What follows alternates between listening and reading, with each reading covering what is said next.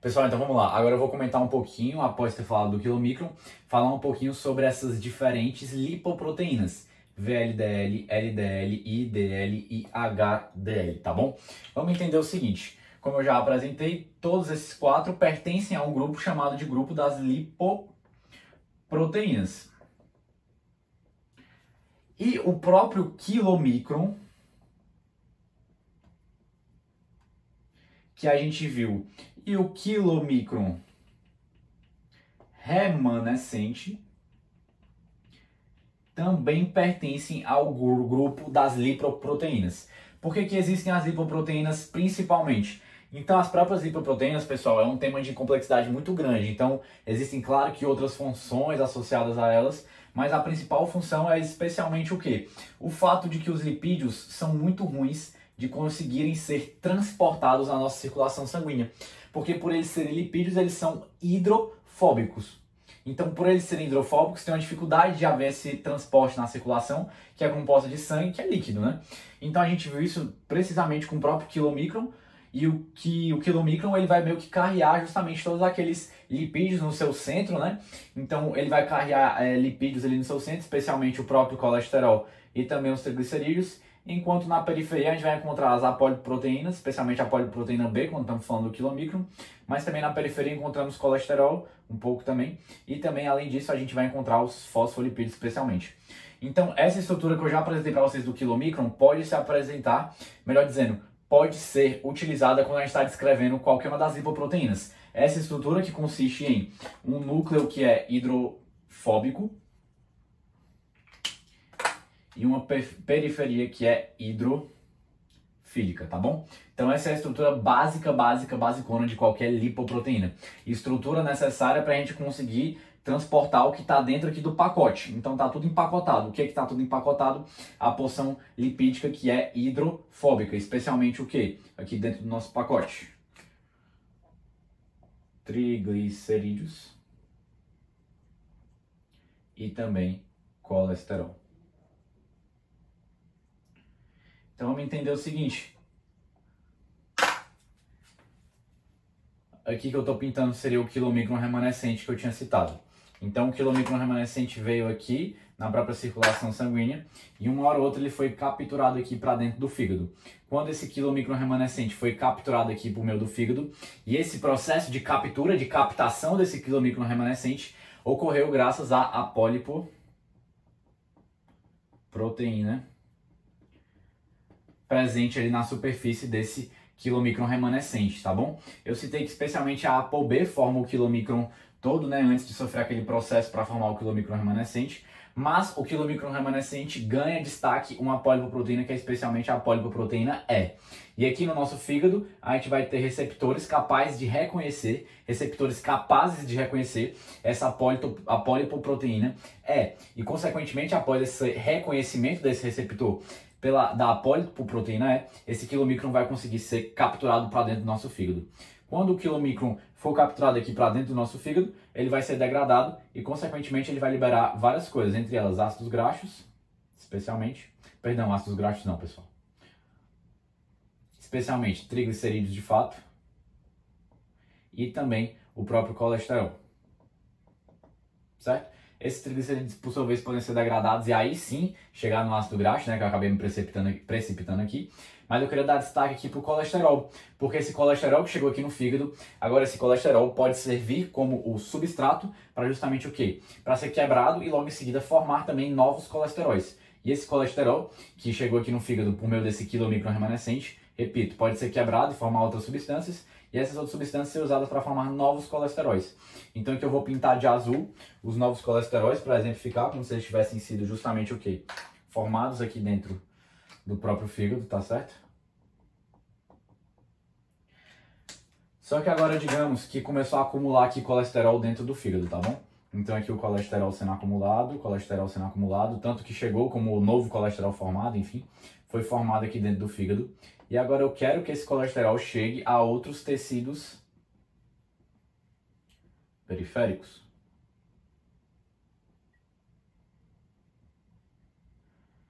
Então, como que o fígado vai fazer para transportar esse colesterol para tecidos periféricos? Vamos entender aqui juntos. ele vai pegar esse colesterol aqui dentro e vai juntar com novas proteínas, novas apolipoproteínas.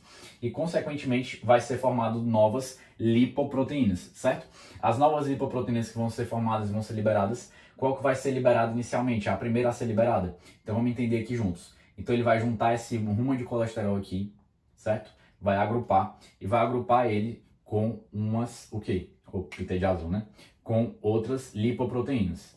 E ao agrupar isso, vai ser formada, se eu estou agrupando com outras lipoproteínas, não, desculpa, com outras apolipoproteínas. Se eu estou agrupando o colesterol e também os triglicerídeos vão entrar aqui junto, tá bom? Nesse pacote todo. Se eu estou agrupando colesterol, triglicerídeos com apolipoproteínas, o que vai sair do fígado aqui de primeira para mim? Aqui vai sair, vai entrar na circulação sanguínea uma nova lipoproteína. E essa nova lipoproteína é precisamente o VLDL, certo? O VLDL vai fazer o quê? O VLDL vai seguir na circulação sanguínea e ele vai fazer um passeio. Enquanto esse VLDL estiver passando aqui pelos tecidos periféricos, vai haver também aqui nas próprias células endoteliais lipases lipoproteicas. As lipases lipoproteicas que a gente comentou um pouquinho antes na própria parte do próprio quilomicron, lembram? E essa lipase lipoproteica vai fazer o quê? Vai degradar principalmente o quê? O triglicerídeo. Então aqui eu vou pintar o triglicerídeo com essas bolinhas pretas, tá bom? E vai degradar esse triglicerídeo aqui presente aonde? Presente na molécula do VLDL. Quando essas células, essas lipases lipoproteicas presentes aqui na própria membrana celular das células endoteliais forem degradando, forem retirando, forem drenando, vamos pensar assim, o próprio triglicerídeo aqui da minha molécula de VLDL, essa lipoproteína vai começar a ficar mais pobre em quê? Mais pobre em precisamente os próprios triglicerídeos. E, consequentemente, agora a gente vai ter uma nova lipoproteína, que a gente vai chamar do quê? A gente vai chamar do próprio IDL, certo? Então, esse IDL, por sua vez, justamente alguns autores chamam também de quê? De VLDL remanescente. O que faz todo sentido, porque o IDL, o Intermediate, né, que é o que significa a sigla, Intermediate Density Lipoprotein, ele vai seguir o seu trajeto e, consequentemente, o que vai acontecer? Esse IDL, ele vai ser o quê? Esse IDL, ele já vai ser mais pobre em triglicerídeos do que o VLDL, faz todo sentido. Enquanto ele for seguindo o trajeto pelos tecidos periféricos, ele vai perder, o próprio IDL vai perder mais e mais o quê? Ainda mais triglicerídeos. Então vai ter que, continuando o trajeto, nas próprias células endoteliais o quê? A lipase lipoproteica, e essa vai acabar fazendo o quê? Drenando, puxando, limpando ainda mais os triglicerídeos aqui presentes dentro do IDL. Para que está fazendo isso mesmo, Pedro? Para que está meio que tirando os triglicerídeos aqui de dentro? Pela mesma ideia ali do quilomicron, que é pegar aqueles triglicerídeos que estão ali sendo carreados por essas moléculas, essas lipoproteínas, e utilizar esses triglicerídeos como um substrato energético, tá bom? Para uso, utilização, enfim.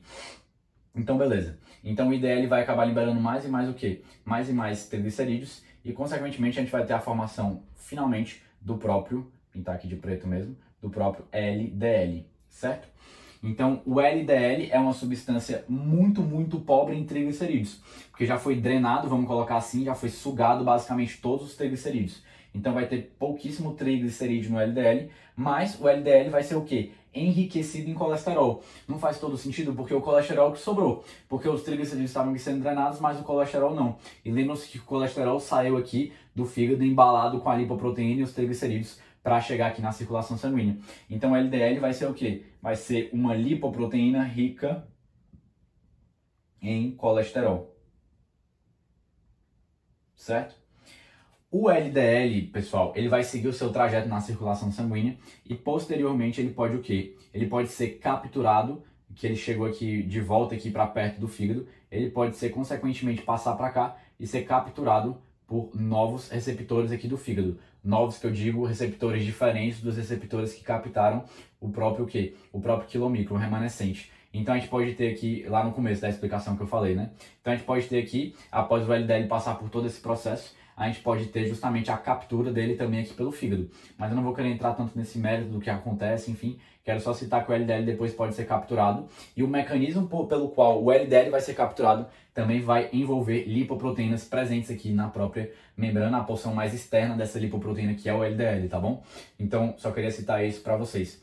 Então, beleza. Vamos entender o seguinte. Já falei do VLDL, já falei do LDL, já falei do IDL. O VLDL que após perder triglicerídeos forma o IDL, e o IDL que após perder mais triglicerídeos ainda forma o LDL. E o LDL que depois pode ser capturado no fígado novamente. Pode ser capturado no fígado, mas também pode fazer parte de um processo fisiopatológico, né, patogênico, então não vou entrar tanto aqui, da aterosclerose. Então estou só falando que ele pode continuar circulando e a depender, não acabar chegando de volta no fígado, mas ficar ali nas paredes dos vasos e poder formar placas ateroscleróticas, né? Mas não é o mérito da aula entrar nisso aqui, estou só fazendo aqui uma curiosidade, citando uma curiosidade para vocês, tá bom? Então já citei essas 3 lipoproteínas, falta o HDL. O HDL, pessoal, ele é produzido, ele é formado especialmente aonde? Quase que em sua totalidade pelo fígado. Mas o HDL também pode ser formado aonde? Nas células do nosso intestino, enfim. E o HDL vai ser essa molécula que vai ser formada aqui, liberada pelo fígado. Vou pintar ele com esse asterisco preto aqui mesmo, tá bom? E o HDL, por sua vez, pode entrar aqui na corrente sanguínea, certo?